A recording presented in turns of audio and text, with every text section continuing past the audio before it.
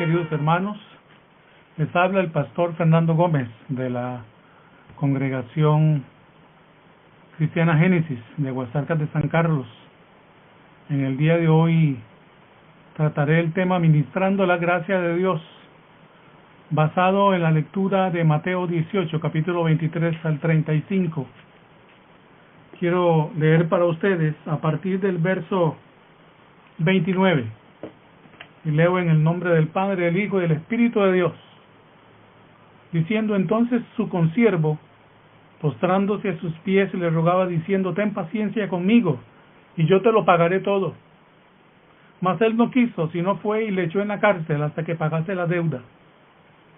Viendo sus consiervos lo que pasaba, se entristecieron mucho, y fueron y refirieron a su señor todo lo que había pasado.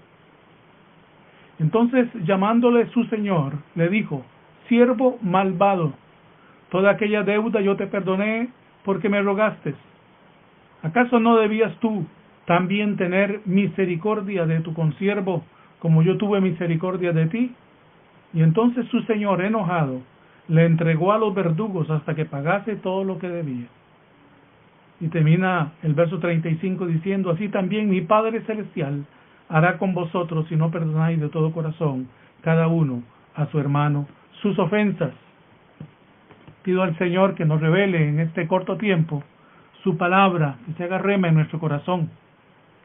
En estos días que he estado observando las noticias, he notado con mucho interés que hay una consecuencia de esta pandemia que estamos padeciendo en Costa Rica y en el mundo entero, que tiene que ver con la salud mental como un efecto colateral de esta crisis. No solamente estamos ante una crisis sanitaria por el COVID, no solamente estamos ante una crisis económica y una crisis social, una crisis fiscal y podemos decir que hasta una crisis política. Pero ahí en lo más íntimo de las personas, ahí en lo más íntimo de nuestros hogares, también hay una crisis, y es una crisis de tipo mental. Hay ansiedad, hay incertidumbre.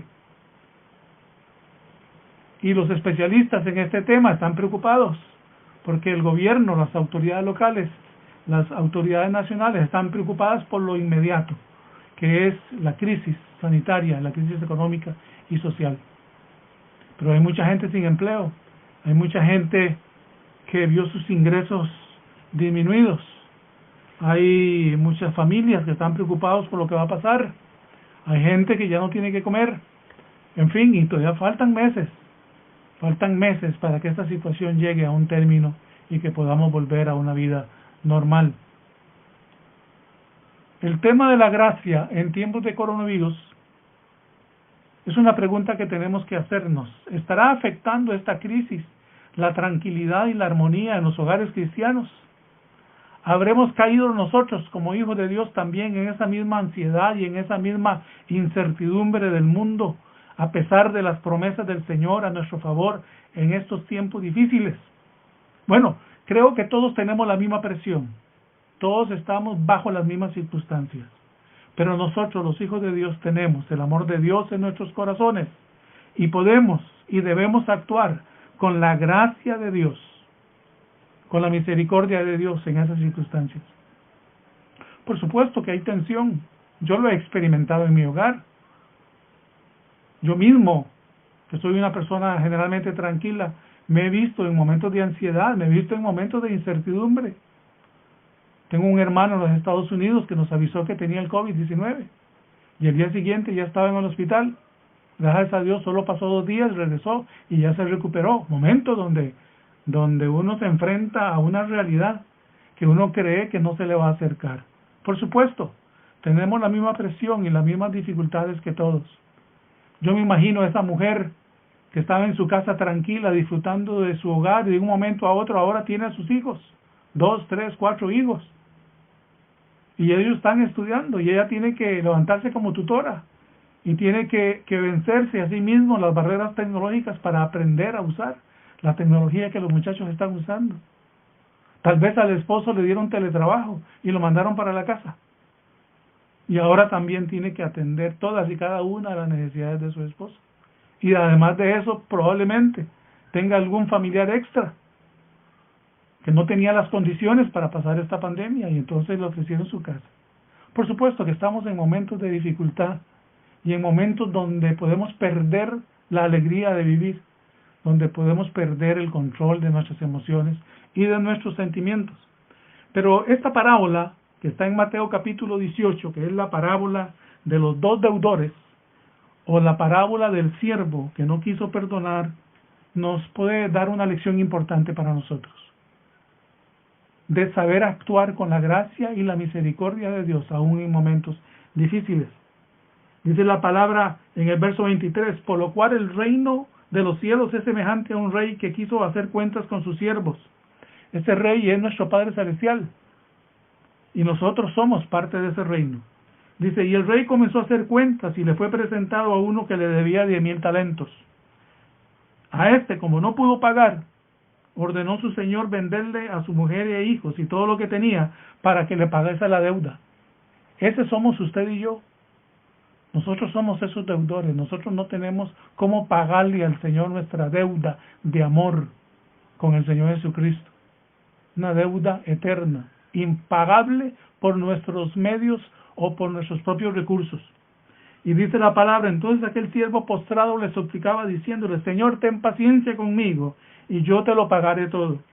Y el Señor de aquel siervo, movido a misericordia, y yo añado a su gracia bendita, le soltó y le perdonó la deuda. En el momento en que usted y yo reconocimos que éramos pecadores y que no podíamos hacer nada para alcanzar el amor de nuestro Padre Celestial, y tuvimos ese momento de lucidez espiritual de reconocer a su Hijo Jesucristo como Señor y Salvador de nuestras vidas, nuestras deudas ya fueron pagadas.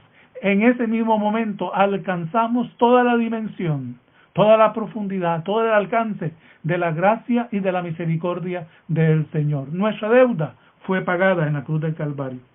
Pero dice la palabra, pero saliendo aquel siervo, halló a uno de sus consiervos que le debía 100 denarios. Póngale usted nombre a ese otro consiervo, tu esposo, tu esposa, tus hijos, tus suegros, tus compañeros de trabajo, cualquier persona con la cual usted tenga algún tipo de relación y que él tiene una deuda contigo.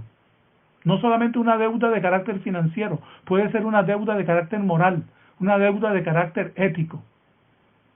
Y dice la palabra de Dios que haciéndolo a él, es decir, agarrándolo del cuello, le ahogaba y le decía, págame todo lo que me debes. Págame todo lo que me debes. Es decir, no actuó con gracia y con misericordia. Y esa es la tendencia de nosotros, hermanos. Reconozcámoslo. ¿Cómo nos cuesta perdonar? ¿Cómo nos cuesta tender puentes en lugar de destruirlos? ¿Cómo nos cuesta reconciliarnos con aquellas personas que en algún momento decíamos que eran importantes para nosotros, que en alguna oportunidad les declarábamos nuestro cariño y nuestro amor? Y ahora cambió la tortilla, cambiaron los papeles y ahora estamos destruyendo los puentes y no actuamos con la misma gracia y con la misma misericordia con que el Padre nos recibió a nosotros y como resultado escribió nuestro nombre en el libro de la vida. Y dice la palabra que viendo sus consiervos lo que pasaba, se entristecieron mucho y fueron y refirieron a su señor todo lo que había pasado. Y entonces llamándolo su señor a cuentas le dijo, siervo malvado, toda aquella cuenta te perdoné porque me rogaste. ¿No debías tú hacer lo mismo con tu consiervo como yo tuve misericordia de ti? Hermanos, en estos tiempos tenemos que actuar con mucha gracia y con mucha misericordia. Hemos pasado 4 meses y medio enclaustrados en nuestros hogares, cuidándonos. Y faltan por lo menos, así cortito, 5 meses más.